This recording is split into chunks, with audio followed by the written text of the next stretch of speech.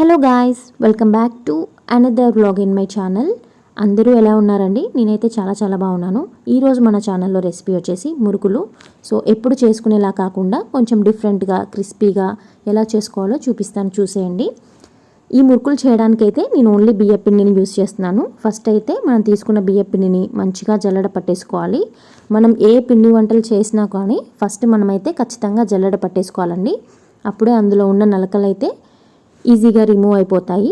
ఇప్పుడు అందులోకి ఒక 1 టేబుల్ స్పూన్ కారం, 2 టేబుల్ స్పూన్ నువ్వులు, 1 టేబుల్ స్పూన్ వాము, అలాగే రుచికి సరిపడా ఉప్పు వేసుకొని మంచిగా కలుపుకోవాలి. కారం అయితే మనం స్పైస్ తగ్గట్టుగా వేసుకోవాలి. కొంచెం చిన్నపిల్లలు ఉన్న వాళ్ళైతే తగ్గించి వేసుకుంటే బాగుంటుందండి. ఇప్పుడైతే ఇవన్నీ కలిసేలాగా మంచిగా కలుపుకొని ఇందులో కొంచెం వెన్నముద్ద యాడ్ చేసుకొని మనం ముందుగానే పెరుగుని మంచిగా మజ్జిగలా చేసుకొని ఈ మజ్జిగనైతే వేసుకుంటూ కొంచెంగా పిండినైతే కలుపుకోవాలండి. సో ఒకేసారి మజ్జిగ వేస్తే పిండి లూజ్ అయితే మనకి అప్పలు అనేవి నూనె పీల్చుకుంటాయి అన్నమాట.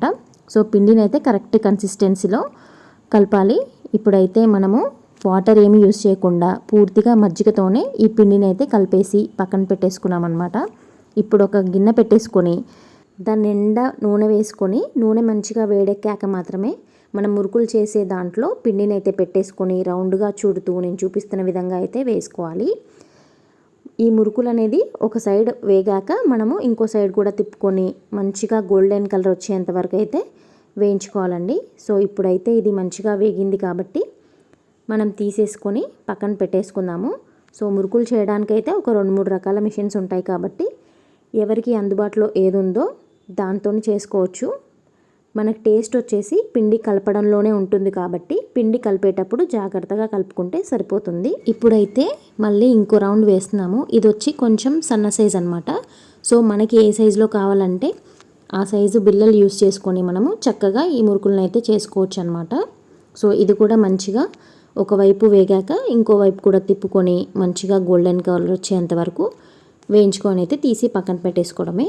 ఈ ప్రాసెస్లో మనము పిండంతా అయిపోయేంత వరకు అయితే మురుకుల్ని తయారు చేసుకోవాలి. సో టేస్టీ క్రిస్పీ మురుకులు అయితే రెడీ అయిపోయాయి. నేను ఈ వీడియోలో నలిపి కూడా చూపిస్తున్నాను. సో ఆ సౌండ్ వింటే అర్థమవుతుంది కదా ఎంత క్రిస్పీగా వచ్చాయో. మీరు కూడా ట్రై చేసి నాకు కమెంట్ బాక్స్లో కమెంట్ చేయండి. అలాగే వీడియో చూసిన ప్రతి ఒక్కరు కూడా థ్యాంక్ యూ సో మచ్ అండి. చూసిన ప్రతి ఒక్కరు కూడా ఖచ్చితంగా లైక్, షేర్ అండ్ సబ్స్క్రైబ్ చేయండి. మీరు సబ్స్క్రైబ్ చేస్తేనే ముందు వీడియోస్ పెట్టడానికి నాకు ఎంకరేజ్మెంట్గా ఉంటుంది. సో సబ్స్క్రైబ్ చేసి సపోర్ట్ చేయండి. Thank you guys.